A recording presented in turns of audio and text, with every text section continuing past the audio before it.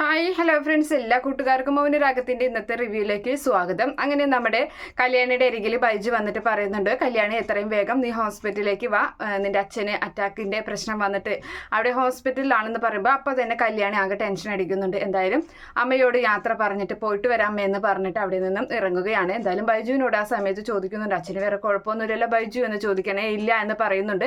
അങ്ങനെ കാറിൽ കയറിയതിന് ശേഷവും നമ്മുടെ കല്യാണി ചോദിക്കുകയാണ്, ബൈജു എൻ്റെ അച്ഛന് വേറെ കുഴപ്പമൊന്നുമില്ലല്ലോ? പറഞ്ഞില്ല കല്യാണി എന്ന് പറഞ്ഞിട്ട് തന്നെയാണ് കൊണ്ടുപോകുന്നത്. അങ്ങനെ അവിടെയാണെങ്കിൽ ഹോസ്പിറ്റലിൽ കിരണാണെങ്കിൽ ഓപ്പറേഷൻ തിയേറ്ററിൻ്റെ മുന്നിൽ വിഷമിച്ച് അങ്ങനെ നിൽക്കുകയാണ്. ആ സമയത്ത് കല്യാണം അവിടേക്ക് വരുന്നുണ്ട്.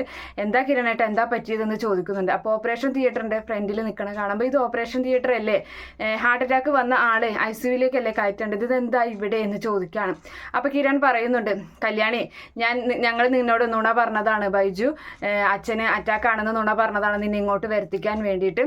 അച്ഛന് നെഞ്ചുവേദന വന്നതല്ല, കുത്തേറ്റതാണെന്ന് പറയുന്നുണ്ട്. അപ്പോൾ ആ സമയത്ത് കുത്തേൽക്കേ ആരെ കിരണേട്ടാ എന്നും പറഞ്ഞിട്ട് അവനെ പിടിച്ചിങ്ങനെ കുലുക്കിയിട്ട് ഇങ്ങനെ ചോദിക്കുന്നുണ്ട്. അപ്പോൾ നടന്ന കാര്യങ്ങളെല്ലാം തന്നെ നമ്മുടെ കിരൺ കല്യാണിയോട് പറയുന്നുണ്ട്. അവിടെ കുത്തേറ്റ കാര്യങ്ങളെല്ലാം തന്നെ പറയുകയാണ്. അപ്പോൾ അത് കേൾക്കുന്ന കല്യാണി പറയുന്നുണ്ട്, എന്തൊക്കെ ചതിയുണ്ട് കിരണേട്ട ഇതിൻ്റെ പുറകിൽ. കാരണം ഞാനും കാർത്തികേച്ചിയും കൂടിയിട്ട് സ്റ്റെഫി പറഞ്ഞ ആ സൈറ്റ് കാണാൻ പോയപ്പോഴാണ് വിക്രം അവിടേക്ക് വന്ന് ഞങ്ങളെ ഉപദ്രവിക്കാൻ ശ്രമിച്ചത്. ഇപ്പോൾ ഇതും ഇങ്ങനെയായി. അപ്പോൾ കിരൺ പറയുന്നുണ്ട്, അതെ, അത് തന്നെയാണ് എനിക്കും തോന്നുന്നത് എന്ന് പറയുകയാണ്. ഈ സ്റ്റെഫിയെ വിശ്വസിക്കാൻ പറ്റില്ല, ഇനി അവൾ ആരുടെ ആളാണെന്ന് ആർക്കറിയാമെന്ന് പറയുമ്പോൾ കിരൺ ബൈജുവിനോട് പറയുന്നുണ്ട്, നിന്നോട് ഞാൻ അപ്പോഴേ പറഞ്ഞതല്ലടാ ആ പെണ്ണിൻ്റെ ഡീറ്റെയിൽസ് മുഴുവൻ എടുക്കണമെന്ന്, കൂടുതലായിട്ട് അവളെക്കുറിച്ച് അറിയണമെന്ന് പറയുമ്പോൾ ബൈജു പറയുന്നുണ്ട്, ഇപ്പോൾ ഓളായോ കുറ്റക്കാരി എന്നിങ്ങനെ ഓളെ സംശയിക്കുകയാണോ എന്നിങ്ങനെ ചോദിക്കുന്നുണ്ട്. അപ്പോൾ സംശയിക്കണം ബൈജു, സംശയിക്കണം. കാരണം ജയിലിൽ കിടക്കുന്നവരെല്ലാവരും ഉള്ളിലല്ലേ, അപ്പോൾ അതുകൊണ്ട് അവൻ്റെ ആ ഗംഗപ്രസാദിൻ്റെ ആൾക്കാർ ആരൊക്കെയാണ് പുറത്തുള്ളതെന്നൊന്നും പറയാൻ പറ്റില്ല. അതുകൊണ്ട് അവൻ്റെ ആളാണോ ഇവളെന്നൊന്നും പറയാൻ പറ്റില്ല. ഈ പെണ്ണ് കാണൽ ഒരു നാടകമായിരുന്നു, ഇങ്ങനൊരു സിറ്റുവേഷൻ ക്രിയേറ്റ് ചെയ്തതാണോ എന്നൊക്കെ ഇങ്ങനെ പറയുന്നുണ്ട് നമ്മുടെ കല്യാണി. പൊട്ടിക്കരയുകയാണ് കല്യാണി. അങ്ങനെ ആ സമയത്ത് ബൈജു പറയാണ്, ശരിയാണ്, എനിക്കിത് പറഞ്ഞപ്പോൾ എനിക്കും എന്തൊക്കെയോ ഒരു സംശയം തോന്നുന്നുണ്ട് എന്നിങ്ങനെ ബൈജു മറുപടി പറയുകയാണ്. അങ്ങനെ അവരിങ്ങനെ നിൽക്കുന്ന സമയത്ത് ഡോക്ടർ അവിടേക്ക് വരികയാണ്. ഡോക്ടർ പറയുന്നുണ്ട്, കരള് കട്ടായിട്ടുണ്ട്, കത്തി മുഴുവനായിട്ടും ഉള്ളിലേക്ക് ശരീരത്തിലേക്ക് കയറ്റിയിട്ട് പുറത്തേക്ക് വലിച്ചതാണ്. അപ്പോൾ വീണ്ടും കുത്തിയിട്ടുണ്ട്. അപ്പോൾ അതുകൊണ്ട് കരള് കട്ടായിട്ടുണ്ട്. പിന്നെ വെന്റിലേറ്ററിലാണ്. 1% പോലും രക്ഷപ്പെടുമെന്ന് യാതൊരു തരത്തിലുള്ള ഉറപ്പുമില്ല.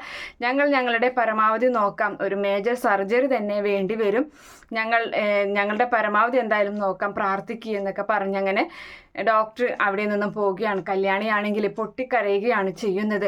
കല്യാണിക്ക് സഹിക്കാൻ പറ്റുന്നില്ല. അപ്പോഴും കിരൺ പറയുന്നുണ്ട്, കല്യാണി, നിന്റെ അച്ഛനെ ഞാൻ ഇതുവരെ മുഴുവനായിട്ടും വിശ്വസിച്ചിരുന്നില്ല. അദ്ദേഹം എങ്ങനെയെങ്കിലും രക്ഷപ്പെട്ടാൽ മതിയായിരുന്നു, എന്നിട്ട് വേണം എനിക്ക് അദ്ദേഹത്തെ അച്ഛനായിട്ട് സ്നേഹിക്കാനായിട്ട്. അപ്പോൾ കല്യാണിയും കരഞ്ഞുകൊണ്ട് പറയുന്നുണ്ട്, എൻ്റെ അമ്മയും ലക്ഷ്മി അമ്മയും ഒന്നും അച്ഛനെ വിശ്വസിച്ചിരുന്നില്ല. അപ്പോൾ ബൈജു പറയണം, ഇപ്പം എനിക്കൊരു കാര്യം മനസ്സിലായി, ആ കല്യാണിക്ക് വേണ്ടി ജീവൻ കളയാനും പ്രകാശേട്ടൻ തയ്യാറാണ്. ആളുടെ സ്നേഹം യഥാർത്ഥത്തിലുള്ള സ്നേഹം തന്നെയാണെന്നൊക്കെ ബൈജുവും ഇങ്ങനെ സങ്കടപ്പെട്ടൊക്കെ ഇങ്ങനെ പറയുന്നുണ്ട്. അങ്ങനെ അതിനുശേഷം കാണിക്കുന്നത് നമ്മുടെ സ്റ്റെഫിയെയാണ്. സ്റ്റെഫി ആണെങ്കിൽ ഗംഗയുടെ അരികിലേക്ക് ജയിലിലേക്ക് വന്നിരിക്കുകയാണ്. അപ്പോൾ ഗംഗ വലിയ സന്തോഷത്തിൽ ആകാംക്ഷയോടുകൂടി ചോദിക്കുന്നുണ്ട്, എന്തായി, കാര്യങ്ങളൊക്കെ നടന്നോ എന്ന് ചോദിക്കുകയാണ്. അപ്പോൾ നടന്നു, കുത്തുകിട്ടി എന്ന് പറയുന്നുണ്ട്. അപ്പോൾ എന്നിട്ട് നീ എന്തിനാ ഇങ്ങോട്ട് വന്നത്, നിന്റെ പുറകെ പോലീസ് കാണില്ലേ എന്ന് ചോദിക്കുകയാണ്.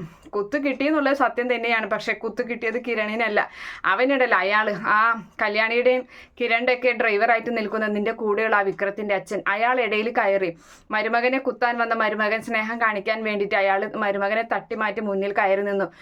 അയാൾക്കാണ് കുത്ത് കിട്ടിയത്. അയാളിപ്പോൾ സീരിയസ് ആയിട്ട് ഹോസ്പിറ്റലിലാണ്, സത്യമൊന്നും അറിയില്ല എന്നിങ്ങനെ പറയുന്നുണ്ട് സ്റ്റെഫി.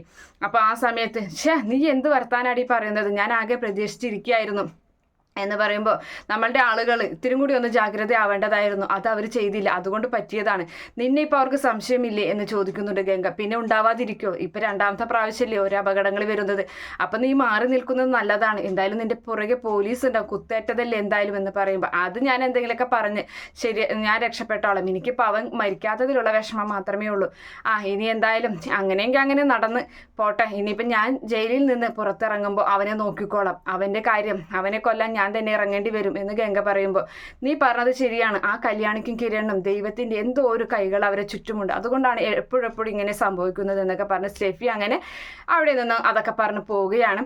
അങ്ങനെ അകത്തേക്ക് എത്തുന്നുണ്ട്. അപ്പം നമ്മുടെ വിക്രമാണെങ്കിൽ ഒരു ഭാഗത്ത് ഇങ്ങനെ ഇരിക്കുകയാണ്, എന്തൊക്കെയോ ആലോചിച്ച് കൂട്ടുന്നുണ്ട്. ആ സമയത്ത് നമ്മുടെ ഇവൻ വന്നിട്ട് ഗംഗ വന്നിട്ട് വിക്രത്തിന് മുഖത്ത് തലങ്ങും വിലങ്ങും ആഞ്ഞടിക്കുന്നുണ്ട്. അപ്പോൾ നിങ്ങൾക്ക് എന്താ പറ്റിയത്, പ്രാന്തായോ എന്ന് ചോദിക്കുന്നുണ്ട് വിക്രം അവനെ മാറ്റി നിർത്തിയിട്ട്. അപ്പോൾ ആ സമയത്ത് എന്തായി വന്നിട്ട് എന്തായി, കാര്യങ്ങളൊക്കെ നമ്മൾ വിചാരിച്ച പോലെ നടന്നില്ലേ എന്ന് വിക്രം ആകാംക്ഷയോടുകൂടി ചോദിക്കുമ്പോൾ, നടന്നു, നിന്റെ അച്ഛനാണ് കുത്തുകിട്ടിയത്, അയാൾ മരുമകൻ സ്നേഹം കാണിക്കാൻ വേണ്ടി മുന്നിൽ കയറി നിന്നു, കത്തിയുടെ മുന്നിൽ അയാൾക്കാണ് കുത്തു കിട്ടിയത്. അപ്പോൾ കിരൺ രക്ഷപ്പെട്ടു എന്ന് ചോദിക്കുകയാണ്. പിന്നെ ഒരാൾക്ക് കുത്തു കിട്ടുമ്പോൾ പിന്നെ കിരണിൻ്റെ സ്വഭാവം പുറത്തെടുക്കില്ലേ, പിന്നെ അവനെ കുത്താൻ എളുപ്പമല്ല, അതുകൊണ്ടാണ് അറിയാതെയുള്ള കാര്യങ്ങളൊക്കെ നീക്കിയത്. പിന്നെ അവൻ്റെ തനി സ്വഭാവം എടുത്തിട്ട് എല്ലാവരെയും തല്ലി ചതച്ചിട്ട് അയാളെ പെട്ടെന്ന് ഹോസ്പിറ്റലിലേക്ക് എത്തിക്കുകയാണ് ചെയ്തത് എന്ന് പറയുന്നുണ്ട്. എന്നിട്ട് അയാൾ ചത്തോ എന്ന് ചോദിക്കുന്നുണ്ട്. എൻ്റെ അച്ഛനെന്ന് പറയുന്ന അയാൾ ചത്താലും എനിക്കൊരു കുഴപ്പമില്ല, അയാൾ ചത്താലും ചത്തില്ലേലും കിരൺ കിട്ടാത്തതിലുള്ള വിഷമാണ് എനിക്ക് എന്നിങ്ങനെയൊക്കെ വിക്രം പറയുന്നുണ്ട്. എന്തായാലും അച്ഛന് കുത്തു കിട്ടിയില്ല, യാതൊരു തരത്തിലുള്ള വിഷമോ കാര്യങ്ങളോ ഒന്നും നമ്മുടെ വിക്രത്തിൻ്റെ മുഖത്തോ മനസ്സിലോ ഇല്ല. അങ്ങനെ അതിനുശേഷമാണെങ്കിൽ വീണ്ടും നമ്മളെ ഹോസ്പിറ്റലിലെ ഡോക്ടർ അരികിൽ കല്യാണിയും കിരൺ ഇങ്ങനെ ഇരിക്കുകയാണ്. അപ്പോൾ ഡോക്ടർ പറയുന്നുണ്ട്, എത്രയും വേഗം തന്നെ ബ്ലഡ് കൊടുക്കണം, എന്തായാലും അത് ഇവിടുന്ന് ബ്ലഡ് ബാങ്കിൽ നിന്ന് എടുക്കാം, ആരെന്ന് വെച്ചാൽ അവിടെ ഡൊണേറ്റ് കൊടുത്താൽ മതി എന്ന് പറയുമ്പോൾ, അത് വേണ്ട ഡോക്ടർ, എൻ്റെയും എൻ്റെ അച്ഛൻ്റെയും ബ്ലഡ് ഗ്രൂപ്പ് ഒന്നാണ്, അതുകൊണ്ട് ഞാൻ തന്നെ എൻ്റെ അച്ഛന് ബ്ലഡ് കൊടുത്തോളാം എന്ന് പറയുമ്പോൾ, എന്നാൽ അങ്ങനെ ആയിക്കോട്ടെ, പക്ഷേ സമയം ഒട്ടും കളയാനില്ല, പെട്ടെന്ന് തന്നെ ആവണം, എന്തായാലും ഒരു തരി പോലും പ്രതീക്ഷയ്ക്ക് വകയില്ല, പിന്നെ ഞങ്ങൾക്ക് ചെയ്യാൻ പറ്റുന്നിടത്തോളം ഞങ്ങൾ ചെയ്യാം, മകൾ എന്തായാലും നല്ല രീതിയിൽ പ്രാർത്ഥിക്കുക എന്നിങ്ങനെ പറഞ്ഞ് ഡോക്ടർ ഇങ്ങനെ സമാധാനിപ്പിക്കുന്നുണ്ട്. അങ്ങനെ നമ്മുടെ കല്യാണിയും കിരണും വീണ്ടും ആ ഓപ്പറേഷൻ തിയേറ്ററിൻ്റെ മുന്നിൽ തന്നെ ഇങ്ങനെ വന്ന് നിൽക്കുകയാണ്.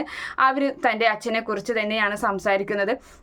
അപ്പോൾ ആ സമയത്ത് കാർത്തികയെ അറിയിക്കേണ്ടതെന്ന് ചോദിക്കുന്നുണ്ട്. അപ്പോൾ കിരൺ പറയുന്നുണ്ട്, കാർത്തികയ്ക്ക് അത്ര വലിയ വിഷമമൊന്നും തോന്നില്ല, നിനക്കാണ് ഏറ്റവും കൂടുതൽ വിഷമം തോന്നുന്നത്, അതുകൊണ്ടാണ് നിന്നെ ഞങ്ങൾ സത്യം അറിയിക്കാതെ ഇങ്ങോട്ട് കൊണ്ടുവന്നത് എന്ന് പറയുമ്പോൾ, അത് വെറുതെയാണ് കിരണേട്ടാ, എന്തായാലും കാർത്തികേച്ചിക്ക് അച്ഛനെ ഒരുപാട് ഇഷ്ടമാണ്, അതുകൊണ്ടാണ് ഞങ്ങൾ എൻ്റെ കൂടെ അന്ന് ഭക്ഷണം പാചകം ചെയ്യാനും അച്ഛൻ്റെ കൂടെ ഒന്നിച്ചിരുന്ന് ഭക്ഷണം കഴിക്കാനും കാർത്തികേച്ചി തയ്യാറായത് എന്നിങ്ങനെ കല്യാണി പറയുകയാണ്.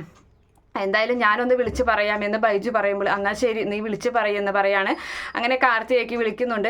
അപ്പോൾ എന്താ ബൈജു എന്ന് ചോദിക്കുകയാണ്. കാർത്തികേച്ചി എവിടെയാണെന്ന് ചോദിക്കുമ്പോൾ, ഞാനിവിടെ ഒത്തിരി പോയിക്കൊണ്ടിരിക്കുക, എന്തേ എന്ന് ചോദിക്കുന്നുണ്ട്. അപ്പോൾ ഹോസ്പിറ്റലിൻ്റെ പേര് പറഞ്ഞിട്ട് അങ്ങോട്ട് എത്രയും പെട്ടെന്ന് എത്തണം എന്ന് പറയുകയാണ്. എന്താ ബൈജു കാര്യം എന്ന് ചോദിക്കുന്നുണ്ട്.